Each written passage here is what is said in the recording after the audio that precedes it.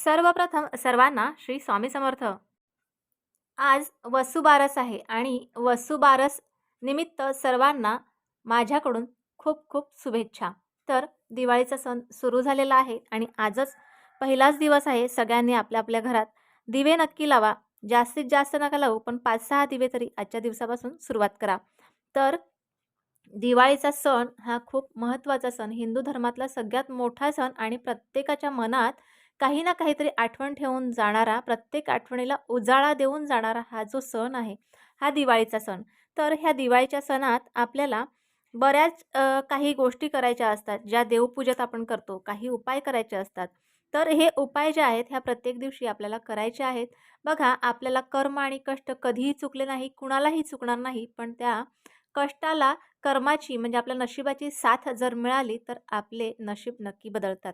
तर अशाच दिवशी म्हणजे उद्या आहे धनत्रयोदशी. तर ह्या धनत्रयोदशीला आपल्याला काही उपाय करायचे आहेत. काय तर आता धनत्रयोदशीला आपण धण्यांचा प्रसाद म्हणून प्रत्येकजण खात असतो. आता माहिती नाही मला तुमच्याकडे कसं असतं, पण जो धन्वंतरी देवतेला धण्यांचा जो आपण नैवेद्य देतो, तो नैवेद्य आपण सगळेजण ग्रहण करतो. आमच्याकडे तरी तो 2-2 धणे तरी खायचेच असतात. अगदी थोडासा तरी तो प्रसाद म्हणून ग्रहण करायचा असतो. तर ह्या धण्यांना घेऊन आपल्याला उद्या काही उपाय करता येतील आणि त्याने आपल्याला आपला जो नशीब आहे, आपले नशीब जे आहेत ते पलटतील, मालामाल होऊ आपण. कारण बघा, जर तुम्ही कष्ट प्रामाणिकपणे केले तरच हे धणे आपल्याला काहीतरी लाभ देऊन जातील. तर ह्या धण्यांना घेऊन आपल्याला काही उपाय करायचे आहेत. उद्याचा दिवस आहे.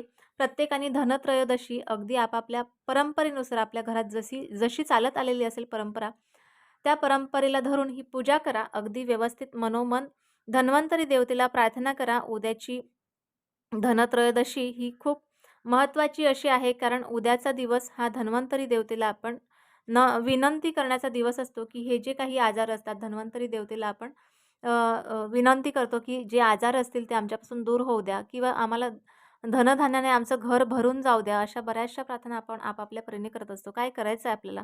उपायाकडे वळूया. तर जर तुम्ही बाजारात गेला असाल किंवा जाणार असाल किंवा घरात आणलेली असेल, जशी आपण सुगड पूजन आपण करतो माहिती आहे ना, छोटे-छोटे जे मटक्यासारखी भांडी असतात, जी आपण मातीची भांडी कुंभाराकडे मिळतात. ती मातीची भांडी अशी छोटी-छोटी असतात. तशी जर घरात असतील तर ठीक आहे, नसतील तर तुम्ही नक्की घेऊन या. तर काय करायचं आहे, अगदी आपल्या घरात जर कोणी आजारी व्यक्ती असेल त्याच्यासाठी पण आपण हे करू शकतो किंवा आपली आर्थिक जर चणचण आपल्याकडे असेल तरीही करू शकतो. काय करायचं आहे, आर्थिक चणचणीसाठी आपल्याला काय करायचं आहे, तर एक ते भांडं घ्यायचं मातीचं, जे छोटंसं असतं कुल्हडसारखं. ते भांडं घ्यायचं आणि त्याच्यात आपल्याला थोडीशी माती भरायची. त्याच्यात ₹1चा कॉइन टाकायचा. पुन्हा थोडीशी माती भरायची. पुन्हा त्याच्यात थोडेसे धणे भरायचे. पुन्हा त्याच्यात थोडीशी माती भरायची. हा लेयर तयार करायचा आणि हा जो आपण लेयर तयार केलेला आहे त्याच्यावर थोडं-थोडं पाणी शिंपडत राहायचं आणि त्याच्यातून थोडीशी जरी आपल्याला कोथिंबीर मिळाली तर ती आपण आपल्या जेवणात वापरू शकतो. तर हा जो उपाय आहे, हा उपाय आपल्याला व्यवस्थित असा करून घ्यायचा आहे. हे भांडं आपल्याला उत्तर दिशेला एका साईडला ठेवून द्यायचं आहे आणि त्याच्यातनं जी कोथिंबीर थोडीफार काही निघेल, 1-2 तरी हे झाडं निघतील ती आपल्याला वापरायची आहे आणि बघा ह्याच्याने आर्थिक चणचण आपली नक्की दूर होईल. जेव्हा ही धणे उगवायचे बंद होईल, तेव्हा ही मातीत टाका आणि ₹1चं नाणं व्यवस्थित पुसून असं आपल्या तिजोरीत ठेवा. आता आपल्याला दुसरा उपाय काय करायचा आहे, आपल्या घरात जर का एखादी व्यक्ती नेहमीच आजारी असेल, बेडवरच असेल, तर आपल्याला एका छोट्याशा मातीच्या भांड्यात आपल्याला थोडेसे धणे घ्यायचे आहेत. त्याच्यात ते धणे जे आपण घेतलेले आहेत आणि जे भांडं आहे ते आपल्याला घ्यायचं आहे आणि जी व्यक्ती आजारी आहे त्याच्या बेडखाली हा नेऊन ठेवायचा आहे. हे जे भांडं आहे ते नेऊन ठेवायचं आहे. हे भांडं आपल्याला दर 15 दिवसातनं त्याच्यातले जे धणे आहेत ते चेंज करायचे आहेत.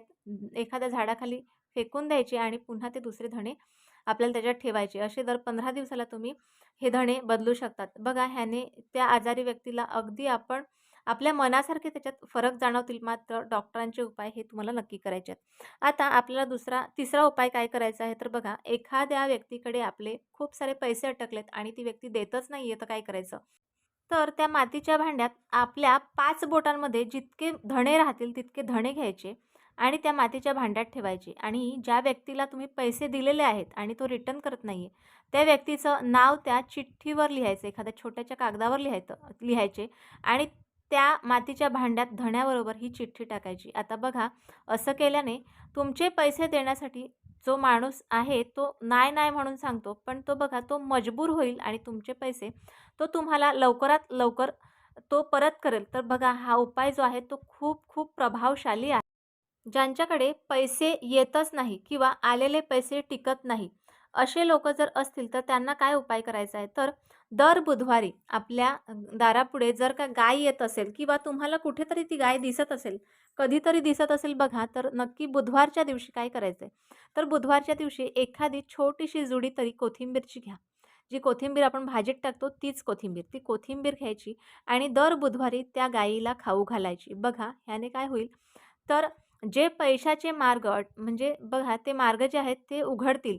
पण आपल्याला कर्म आणि कष्ट नक्की करायचे आहेत. बघा 33 कोटी वास, देवांचा वास हा आपल्या गायीच्या पोटात असतो. म्हणून आपण काय करतो, तर गायीला हिंदू धर्मात देवता मानले जाते. आपण जिथे कुठे गाय दिसते तिथे आपण त्या गायीला नमस्कार करत असतो. तर हा उपाय तुम्हाला करायचा आहे. त्याने तुमच्या घरात जे पैसे येताना त्याचे मार्ग मोकळे होतील. घरातले पैसे जे आहेत ते टिकून राहतील. तर असे होते काही हे धण्यांचे उपाय जे तुम्हाला उद्या करायचे आहेत. तर हे छोटे-छोटे उपाय तुम्हाला कसे वाटले हे नक्की तुम्ही मला कमेंट बॉक्सद्वारे जरूर कळवा.